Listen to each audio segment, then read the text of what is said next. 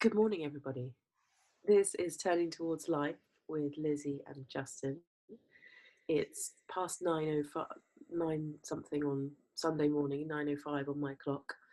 We are here for, I think, episode 56 of our Yeah. project, which is called Turning Towards Life. And if you are with us live, welcome here. And if you're listening later, because you have a way of catching up with us, and you're in a different time zone, welcome also. We're very, very glad that you have joined us. This week we have a lovely source chosen by Justin, and I think that's all I have to say. So I'm going to say good morning to everyone too. It's always such a delight to be doing this, and welcome everybody to week 56. I was particularly mindful, Lizzie, when you were speaking about there might be people who are joining us for the first time, and we're so glad to have you with us if you haven't been following for 56 weeks, but this is week 1. And one of the things that you can do if you're so moved is to, if you're not in our Facebook group, is to get into the Facebook group, and all the instructions to do that are on the Turning Towards Life website. And then you can join in the comments, and sometimes there's a fabulous conversation that arises from what we've been reading and what we've been talking about, and we'd so welcome you there. And the only other thing I want to say before maybe I dive in and read this source for this week is for any of you who are interested in coaching, which is what one of the big things that Lizzie and I are really dedicated to as part of our involvement in Third Space. In January, we have an opportunity in London to come and be a guest client, to have a day of meeting and being coached by someone who's a participant, a student on our professional coaching course. And if you're interested, you can head across to thirdspacecoaching.com, and all the details are there, and that would be a wonderful way to get to meet you as well. So now this source, so this is called How to Tell the Truth, and it's by Paul Williams, who I tried to find out more about in this world where it's not so difficult to find out information about anybody who's in the public eye, and I couldn't find anything about him at all. But the way that I came across this was through Parker Palmer, whose writing I love deeply, and he posted this on his Facebook page some months ago, right when he wanted to say something about what it might be like to talk and listen to one another in a way that's called for in these times. So that's why I picked it. And as I posted it last night, I realized that we had quite recently talked about truth-telling. But one of the angles that was so beautiful in this poem, as you'll see, is what it really takes to find new ways to speak and new ways to listen when we've got stuck in something that's repetitive, where we find ourselves saying the same thing again and again and again, or listening in the same way. So I'm going to read it. It's called How to Tell the Truth.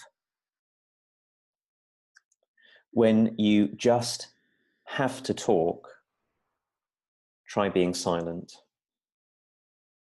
When you feel reluctant to say anything, make the effort to put what you're feeling into words. This is a place to begin. Pushing gently against the current of your own impulses is an effective technique for dislodging and discovering your truth. How to tell the truth? Taste it, and remember the taste in your heart.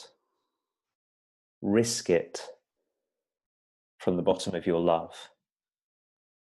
Take the risk of telling the truth about what you're feeling. Take the risk of telling your loved one your secrets. It's true, you might be misunderstood.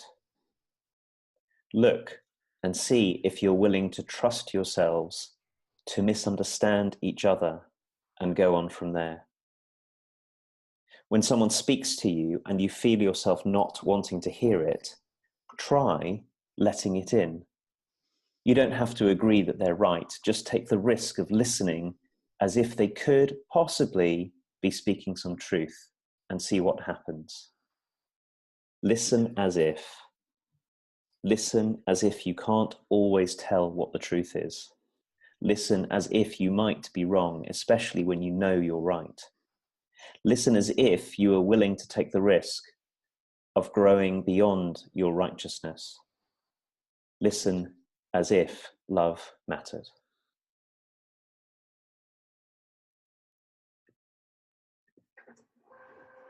How to tell the truth.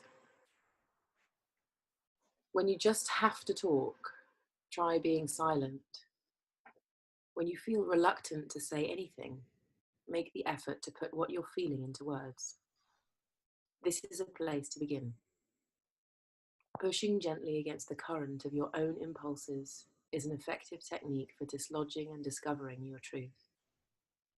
How to tell the truth. Taste it, and remember the taste in your heart. Risk it from the bottom of your love. Take the risk of telling the truth about what you're feeling. Take the risk of telling your loved one your secrets. It's true, you might be misunderstood. Look and see if you're willing to trust yourselves to misunderstand each other and go from there. When someone speaks to you and you feel yourself not wanting to hear it, try letting it in. You don't have to agree that they're right. Just take the risk of listening as if they could possibly be speaking some truth and see what happens. Listen as if. Listen as if you can't always tell what the truth is. Listen as if you might be wrong, especially when you know you're right. Listen as if you're willing to take the risk of growing beyond your righteousness. Listen as if love mattered. My goodness, I so understand why you brought the source, Justin. What are you seeing in it, Lizzie? I think a lot of our sources have a lot in them, and I think this is a primary example. I feel like it's addressing this way that we are kind of pushing ourselves into the world rather than receiving what there is to be received. And in the pushing, there's a narrowing. And in the receiving, there's a kind of a widening. And that's what I'm feeling as we're reading this, is that it's a kind of ode to what it means to open. And to just see if I can let it in when I don't want to hear it. And actually, that's a practice that I've been.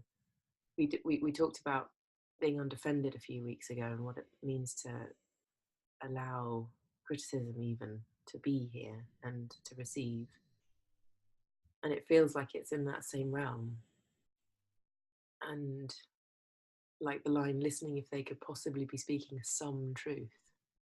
Like allowing yourself to get, even when you're completely riled and adamant that someone's wrong or something is wrong, how do we keep opening? So I feel really invited and held by the invitation of gently pushing against the current of our own impulses. I think that's development in a way, not just being our habitual, the way I listen is the way I listen and that's it, but to see if I can observe my natural wish or tendency in a conversation and see what I can do to gently push against that and let something else be there. Seems like a really big,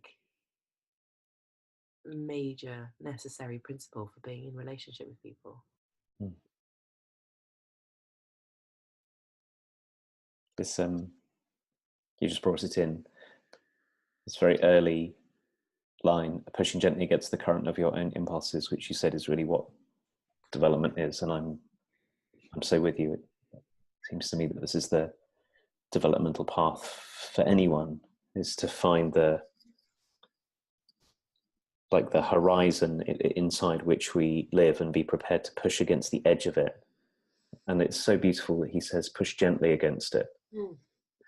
Just smash it, but to know that there is a horizon, And I was thinking about, I think I brought this because I need this all the time, this poem.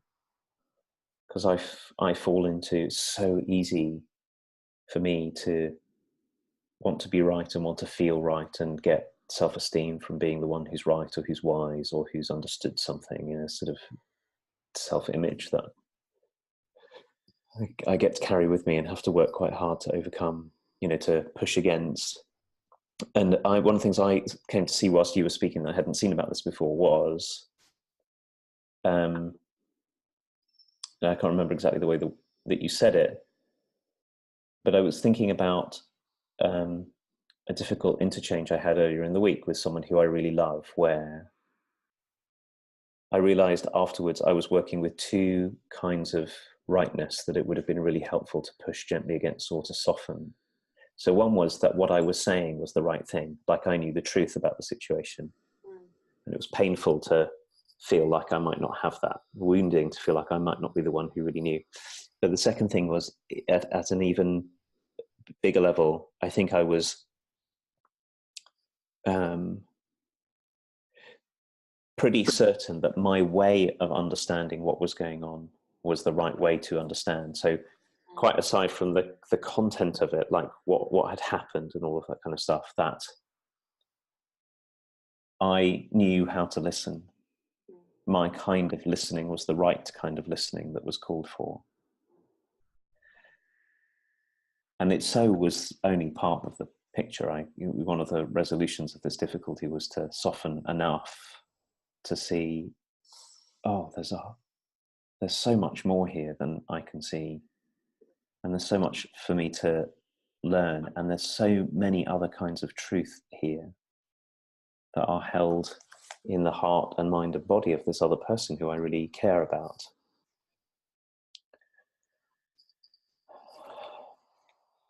So that's why I love this invitation to push gently against the current. Here it is.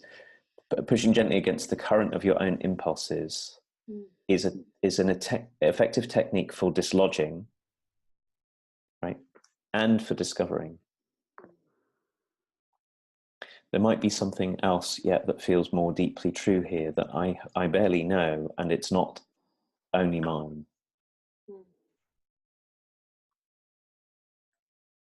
I'm very grateful for that language and for how it points us into both the content of what we're saying and the way in which the very way in which we're in relationship. Yeah. Oh, I know what it was.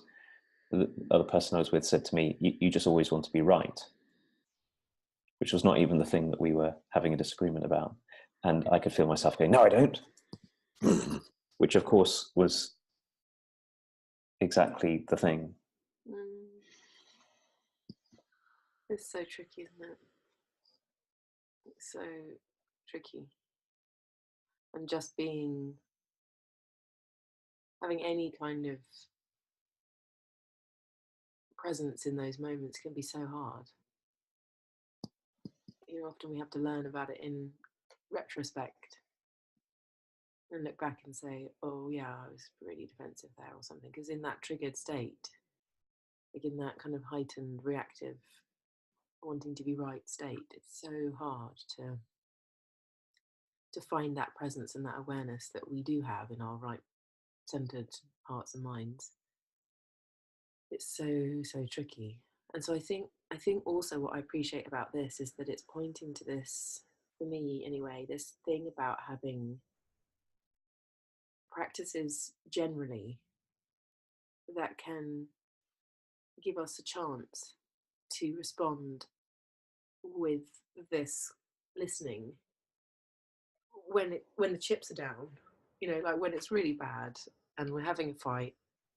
What have I been up to in my life in general that helps me to be in that moment so that I'm not adding to the wounding or creating more hurt, but that I can hold myself at least a little better than in my purely reactive state to listen a bit deeper than I would normally have the capacity for. And this part about trusting ourselves to be misunderstood and to misunderstand, and for there to be somewhere to go from there. You know, to feel like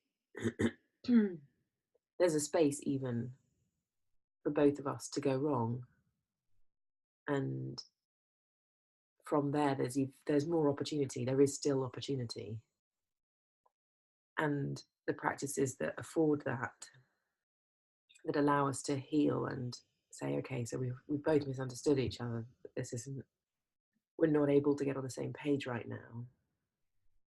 Where can we go from here? It's so different than we're not on the same page. We're never going to be on the same page. Goodbye. You know, it's a different path, and I think this allowing possibility of other people's realities and really genuinely stretching ourselves open to another person's world is what a world that's got peace in it is made of. And a world that's got war in it is made of all of us bouncing off one another and thinking each other's wrong and I'm right. To think, you know, that the levels on which this poem is applicable is really big. And it really, really, you know, he uses the word risk in this a lot. And it does feel like there's a lot at stake. You know, in the moment, to say, well, maybe I'm wrong, it feels really like a death of some kind. You know, I have to let a piece of myself die right now, and I don't think I've got the capacity to do that. It feels that big, even when it's about something that small, relatively small.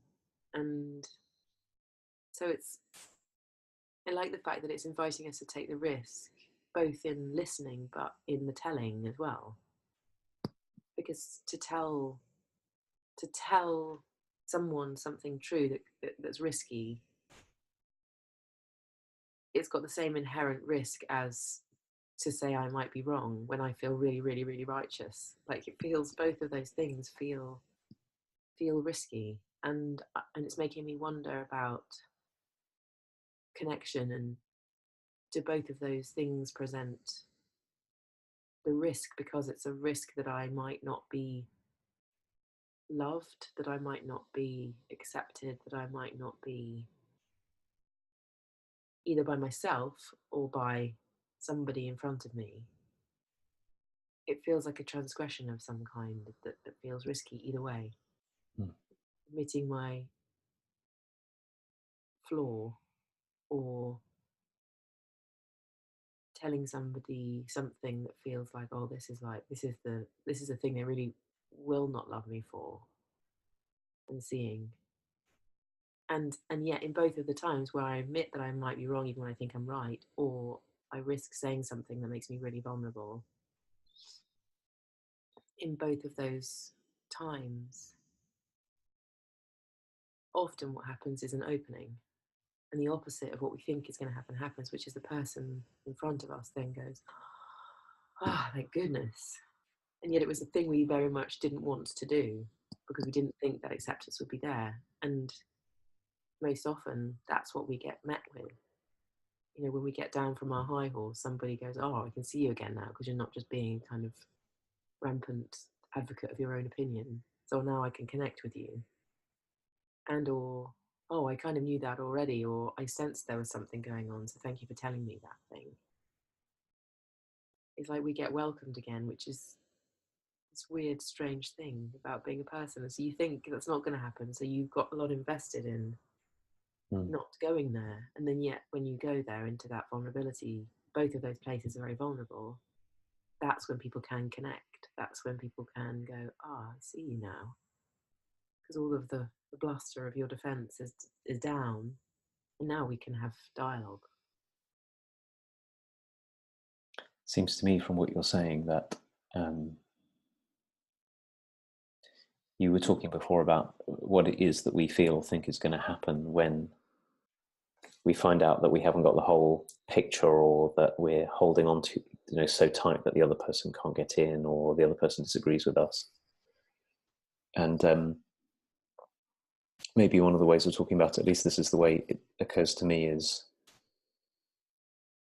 talking and listening to other people in this way is most difficult when what I'm doing is holding on to my own self-image as if there were any crack in it, I would die, which I think is often how it feels. And the bodily sense for me is, I suppose in a way, one of the things I grew up with was a deep sense of the safety of relationships in the family in which I grew up. So when a conversation is rocky, it's really hard for me to feel safe in it. Really, really, really difficult. And that's why this sentence that he puts in the middle of the poem is so brilliant, where he says, look and see if you're willing to trust yourselves to misunderstand each other and go on from there. Which means, among other things, so it's trusting something other than what we're talking about. And it's also, I find it really moving, this, to trust that I can feel hurt or betrayed or frightened or wounded or ashamed. And you might feel hurt or betrayed or frightened or wounded or ashamed, or any number of other things. And we still do what we can to find a way to trust that that is part of our our interaction, this conversation that we're in. And I suppose I say that for me out of this point he makes at the beginning about going against your habit and your preference. The habit and preference I know I have, the one that feels safe for me, is always that the conversation feels safe and contained, like I'm not at risk, and that it's so difficult to do anything from there. And what a beautiful invitation it is. I'm wondering what it takes when we are right in the heat of something that's really difficult, to find a way to say, and we're feeling triggered and we want to get flung out of the conversation or clamp it down. What it takes to be able to look towards one another and say to one another, let's see if we're willing to trust ourselves to misunderstand one another. Let's see if we're willing to trust ourselves to be hurt together, to be confused. And what it takes for us to make that invitation to one another, to remember to take it, to make it. And I guess this thing that you're saying about practice is so important here, which is the place that we learn how to do this and how to be this is by having practices in our lives that keep on calling on helping us cultivate this capacity to make ourselves available and vulnerable, and to stay with feeling hurt and feeling ashamed and feeling confused. If we don't have those, it's way, way harder. And it's a really big ask to expect that in the middle of something superheated where I'm being triggered, I might have any access to any of those capacities at all. Yeah. And just the practice of listening for something more widely than we ordinarily listen for. I think listening's such a huge thing, and we can all feel like when someone's genuinely listening to the fullness of us versus when someone is listening in a particular way that they want us to be something that they're not telling us, but you can tell that there's a way of being listened to that's like allows you to say certain things or not say certain things. There's a kind of a way that our listening affords somebody else's sharing, and that's an interesting practice that we can all do. We can all be in a taxi or on mundane conversations with the world that we're having, and see what it takes to listen with presence and with curiosity rather than with our, like this is saying, our habitualness. And it's interesting I was on this weekend we've been on this big walk. We did a huge big walk on the South Downs Way, and it was such a lovely way to listen to people, because we walked for 7 hours, I think it was, and the kind of conversations that you can have and the kind of ways everybody changes position in the walk and you just talk to lots of different people. I was really wondering about my listening and wondering about how I was speaking to people and what kind of conversations we were having. And it was this very organic, glorious thing. But I noticed that it was different to speak to each person. And some people were up for listening to me, and other people, I wasn't interesting to them. You know, it was like, but I could feel the difference between all of the people as to what kind of listening that they were. And we're all feeling into that all the time. And I'm sure they were, you know, bringing forth what they could because of my listening. And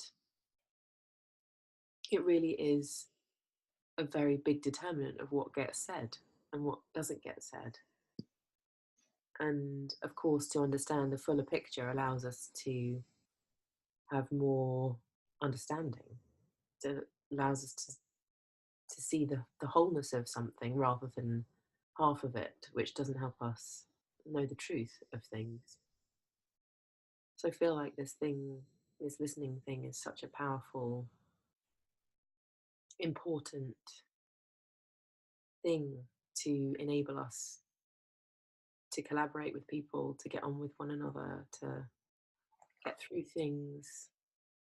It's got so much in it.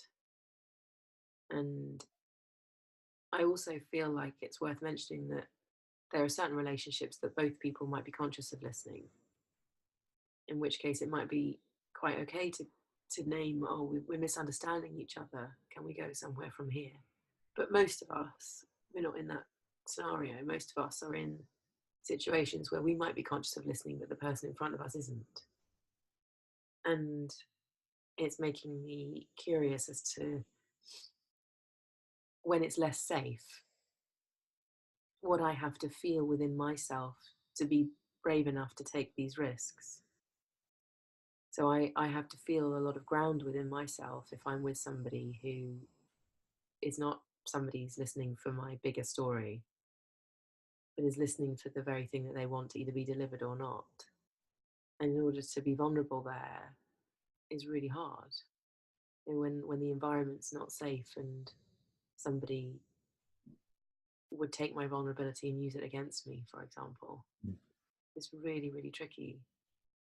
So it feels like there's also some working out to do as to what kind of ground I have to be in order to discern where my practice ground is.